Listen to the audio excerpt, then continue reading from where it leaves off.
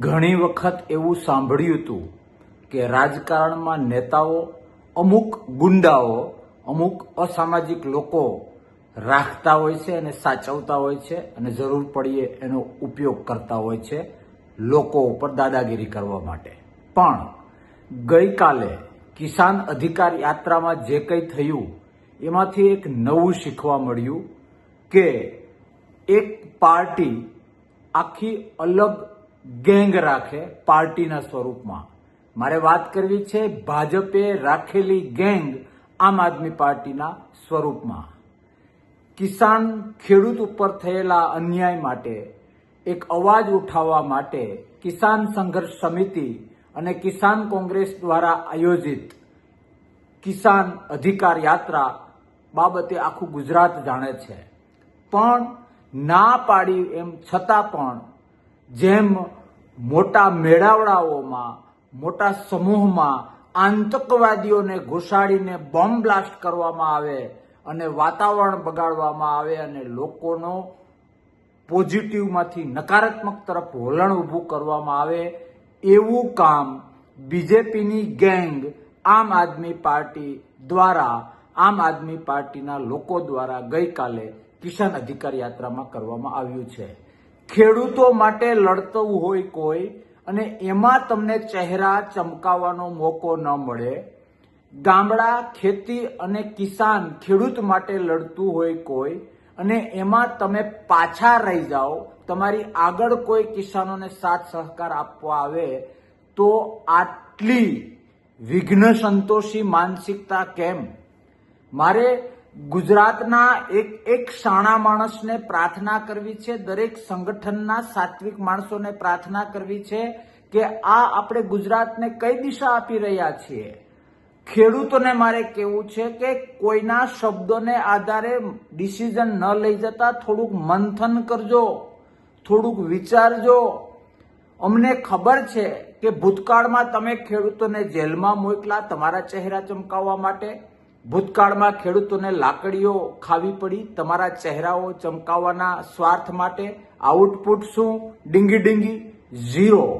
સ્પષ્ટ વાત એ છે કે ગઈકાલે કિસાન અધિકાર યાત્રામાં છેલ્લે જે એક એવો વાહિયાત પ્રયત્ન કરવામાં આવ્યો, નિષ્ફળ પ્રયત્ન કરવામાં આવ્યો કે ખેડૂતોની માંગણી જે સરકાર પાસે હતી એને ક્યાંક ને ક્યાંક એ આંદોલનને તોડવાનો એક વિઘ્ન સંતોષી તરીકે બીજેપીના ઈશારે આમ આદમી પાર્ટી નામની ગેંગના માણસોએ એ પ્રયત્ન કર્યો, પણ પડ્યું ઊંધું।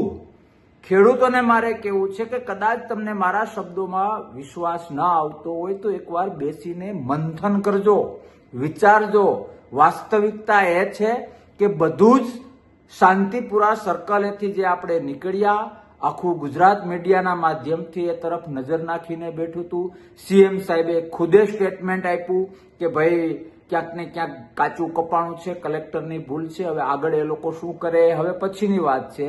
તો ખેડૂતોને લાકડી પહેર્યા વગર, ખેડૂતોને જેલમાં મોકલ્યા વગર, માત્ર મોટી સંખ્યામાં ટ્રેક્ટરો અને મોટી સંખ્યામાં ખેડૂતોને જોઈને સરકાર વાટાઘાટો કરવા તૈયાર હતી તો તમારા એટલે કે આમ આદમી પાર્ટીના પેટમાં એવું તેલ રેડાણું કે ઓહો આ તો કિસાન કોંગ્રેસને યશ મળી જશે।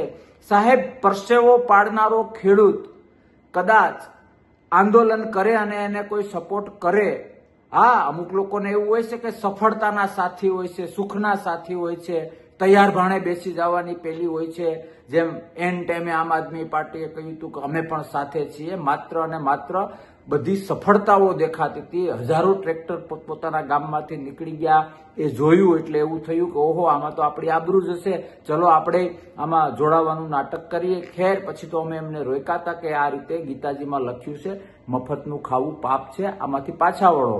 તો એ એમને એમ લાગ્યું કે ઓ ખેડૂતોને ખબર પડી જશે, પણ પછી પણ ભૂલ કરી। 2-5 ટ્રેક્ટર અને 10-20 લોકો જે મોકલ્યા, આ મારા શબ્દો નથી, એ ફેસ જોઈ લો તો ખબર છે કે એમાંના જ કેટલાક લોકો આમ આદમી પાર્ટીમાંથી ચૂંટણી લડેલા છે અને આમ આદમી પાર્ટીના જે પ્રદેશનું ટોપ નેતૃત્વ છે એના સંપર્કમાં છે ને એ કે એટલું જ પાણી પીવે છે, એવા લોકોનું એક સમૂહ સવારથી કંઈક ને કંઈક ઘૂકરાટિયું કરતું હતું એવું લાગતું હતું, પણ એમ હતું કે ચલો જવા દો, ખેડૂત છે તો બીજું ત્રીજું કંઈ થવા નથી દેવાનું. અને છેલ્લે જે એમણે ગાંધીનગર જવાની જીદ પકડી, જે ખરેખર નકશામાં હતું નહીં. આંદોલન કોઈ પણ પ્રકારનું હોય એમાં 5, 10, 15 જે નેતા હોય એની દોરવણી પ્રમાણે બધા કામ થતા હોય છે. અને જો નેતાની દોરવણી પ્રમાણે આંદોલન ન થાય તો એને આંદોલન ન કહેવાય, એને ટોળું કહેવાય. અને ટોળું ક્યારેય કંઈ એચીવ કરી શકતું નથી, માત્ર ગુનાઓ કરે છે, જે આમ આદમી પાર્ટીના મોકલેલા એ માણસો દ્વારા કરવામાં આવ્યું. એટલે ગુજરાતના દરેક શાણા માણસો અને દરેક ખેડૂત અને ખેડૂત પ્રેમીઓને કહેવું છે કે કોઈની વાતમાં, કોઈના શબ્દોમાં સીધી રીતે આવતા પહેલા આ એક વિચારજો કે કોણે તમારા માટે તાકાતવાળો અવાજ ઉઠાવ્યો અને કોણે પોતાના ચહેરા ચમકાવવા માટેનો મોકો ના મળ્યો. તો આતંકવાદીની જેમ આટલા મોટા ખેડૂતો, આટલા વધુ ટ્રેક્ટરોની વચ્ચે ન કરવાનું કર્યું. ક્યાંક ને ક્યાંક ખેડૂતોની આબરૂ ઉપર ડટ્ટો લગાડ્યો આ લોકોના પ્રયાસથી.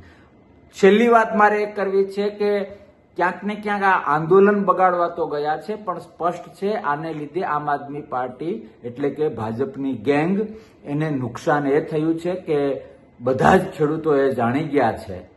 અને નહીં જાણી ગયા હોય એ થોડું મંથન કરજો એટલે જાણી જશો કે આમ આદમી પાર્ટીનો ખેડૂત પ્રત્યેનો પ્રેમ ગઈકાલના બનાવ પછી ડુપ્લિકેટ સાબિત થયો છે. ગામડા અને ખેતી પ્રત્યેનો જે પ્રેમ છે એ ડુપ્લિકેટ છે. માત્ર પોતાના ચહેરાઓ ચમકાવવા માટે, પોતાના બેનરને મોટું કરવા માટે ગામડાઓનો, ખેતીનો અને ખેડૂતોનો ઉપયોગ કરે છે. એટલે દરેક ખેડૂત અને ગુજરાત પ્રેમીઓને મારે વિનંતી કરવી છે કે ભવિષ્યમાં આવું ન થાય એના માટે દરેકે આંખ ખુલ્લી રાખવાની છે. લડો, તાકાત હોય તો પોતપોતાની રીતે લડો, બિંદાસ લડો, અથવા તો અગાઉ સમજૂતી કરીને સાથે મળીને લડો.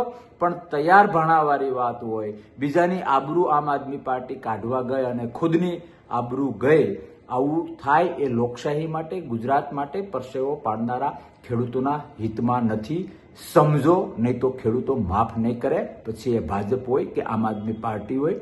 અને ભાજપને મારે વિનંતી કરવી છે કે આવી પાર્ટીના સ્વરૂપમાં ગેંગો રાખીને ગુજરાતને અને ખેડૂતોને, પરસેવો પાડનાર લોકોને, કોઈ પણ વર્ગને હેરાન કરવાનું પાપ ન કરો.